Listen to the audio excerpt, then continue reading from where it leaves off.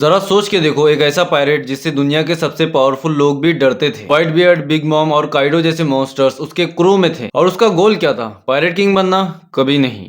उसका गोल था दुनिया का किंग बनना, पूरी दुनिया को रूल करना। मतलब वो इमू सामा के थ्रोन को चैलेंज कर रहा था, इसीलिए शायद उसको मरना पड़ा या फिर वो अलाइव है। तो आज हम जिस कैरेक्टर के बारे में बात करने वाले हैं उसका नाम है रॉक्स डी ज़ेबेक। वो बंदा जिसे वर्ल्ड गवर्नमेंट ने हिस्ट्री से ही मिटा दिया, पर जिसका नाम अब भी डी क्लैन के थ्रू दुनिया में घूमता है। Who was Rocks D Xebec? Rocks D Xebec one piece का सबसे डेंजरस पायरेट था। एक ऐसा बंदा जिसका सिर्फ नाम सुन के मरीन्स का खून जम जाता था। उसने अपना क्रू बनाया जिसका नाम था दी रॉक्स पायरेट, जिसमें थे whitebeard, Kaido, big mom, Shiki और कैप्टन जून जैसे मॉन्स्टर्स। जरा सोच के देखो, ये सब लोग एक ही शिप पर थे और काइडो और बिग मॉम जैसे ईगो वाले कैरेक्टर्स को एक ही शिप पर कंट्रोल करके रखना, ये काम कोई नॉर्मल बंदा कर ही नहीं सकता। सिर्फ ज़ेबेक जैसा इंसेन लीडर ही कर सकता है और उसने किया भी। लेकिन ये क्रू एक फैमिली नहीं थी, ये थी एक टाइम बॉम्ब क्रू जो कभी भी फट सकती थी, क्योंकि सब लोग अपने अपने मतलब के लिए इस क्रू में थे और एक दूसरे से नफरत और जेलेसी रखते थे। ऐसा था ज़ेबेक का क्रू। अब हम बात करते हैं ज़ेबेक के ड्रीम के बारे में कि उसका ड्रीम क्या था।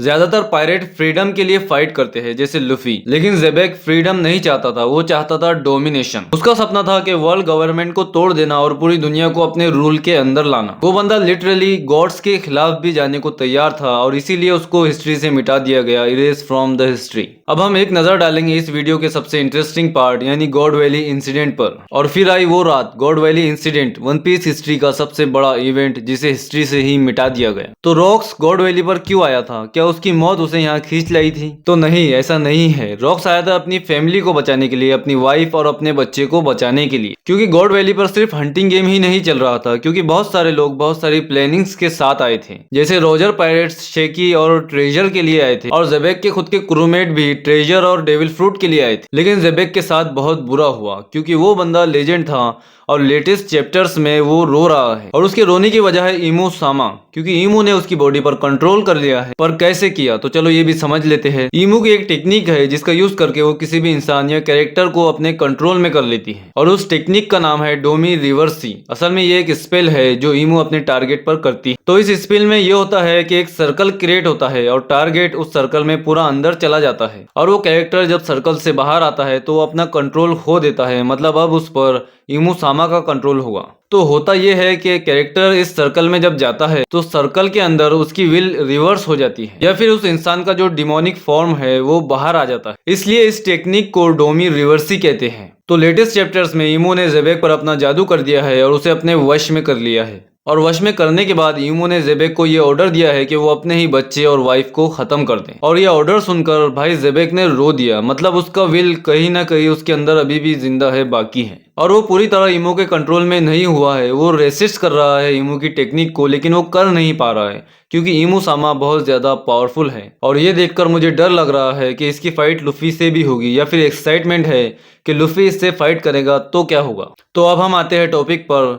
तो ज़ेबेक अब इमू के कंट्रोल में है और उसने तबाही मचाना शुरू कर दिया है। लेकिन रोजर और गार्प से ये सीन देखा नहीं जा रहा और उन्होंने टीम अप किया है ताकि वो ज़ेबेक को डिफीट कर सके। और उनका मकसद ज़ेबेक को डिफीट करना या मारना नहीं है। वो लोग असल में ज़ेबेक पर रहम कर रहे हैं, क्योंकि उन्होंने देख लिया है कि ज़ेबेक रो रहा है। वो खुद ये करना नहीं चाहता, लेकिन इमू की स्पेल की वजह से वो ये सब कर रहा है। और जैसे तैसे और बड़ी ही मुश्किलों से गार्प और रोजर रॉक्स को डिफीट करते हैं और रॉक्स से एविल एनर्जी निकलना शुरू होती है। मतलब वो इमू के कंट्रोल से बाहर आ गया था और चैप्टर यहीं खत्म हो गया था। तो ये था गॉड वैली इंसिडेंट जिसका हमको बेसब्री से इंतजार था। और अब हम देखेंगे ज़ेबेक की पावर्स और एबिलिटीज। तो ओडा ने अब तक ज़ेबेक का डेविल फ्रूट रिवील नहीं किया है, लेकिन फैंस का कहना है कि उसके पास कोई माइंड मैनिपुलेशन या डार्क टाइप डेविल फ्रूट है। वो अपने क्रू के मॉन्स्टर्स को कंट्रोल कर पाता था, सिर्फ पावर से नहीं बल्कि अपने वर्ड और प्रेजेंस से। उसकी कॉम्बैट स्किल्स इंसेन थी, क्योंकि गार्प और रोजर दोनों मिलकर आए थे उसके अगेंस्ट और बड़ी ही मुश्किल से उसको डिफीट कर पाए थे। इसका मतलब वो दोनों के इक्वल या उनसे भी ज्यादा स्ट्रांग होगा या हो सकता है। बहुत लोग ये गेस करते हैं कि ज़ेबेक ने शायद यामी यामी नोमी यूज किया हो, जो बाद में ब्लैकबीड ने खाया है। और ये भी कहा जाता है कि ज़ेबेक विल ऑफ डी का डार्क साइड था, एक ऐसा डी जो दुनिया बचाने नहीं बदलने आया था, लेकिन वो खुद को ही नहीं बचा पाया। अब बात करते हैं उसकी पर्सनैलिटी के बारे में। तो ज़ेबेक एक पावर हंग्री नहीं था, वो एक विजनरी भी था। उसका बिलीव था कि फ्रीडम बिना कंट्रोल के यूजलेस है। वो चाहता था एक नई दुनिया जहां गॉड्स और स्लेव्स का सिस्टम खत्म हो जाए, लेकिन वो उस गोल को पूरा करने के लिए कुछ भी करने को तैयार था, चाहे कितनी भी जाने चली जाए, उसको कोई परवाह नहीं थी। रॉक्स डी ज़ेबेक, एक ऐसा नाम जिसको दुनिया तो भूल गई, लेकिन उसका शेडो अभी वन पीस वर्ल्ड में छाया हुआ है। वो मर तो गया पर उसका विल अभी भी जिंदा है। और जब भी कोई डी अपने ड्रीम के लिए दुनिया के खिलाफ खड़ा होता है तो रॉक्स डी ज़ेबेक की हंसी या उसकी मुस्कुराहट सुनाई देती है। तो लाइक और सब्सक्राइब करना मत भूलना, बस इतना ही।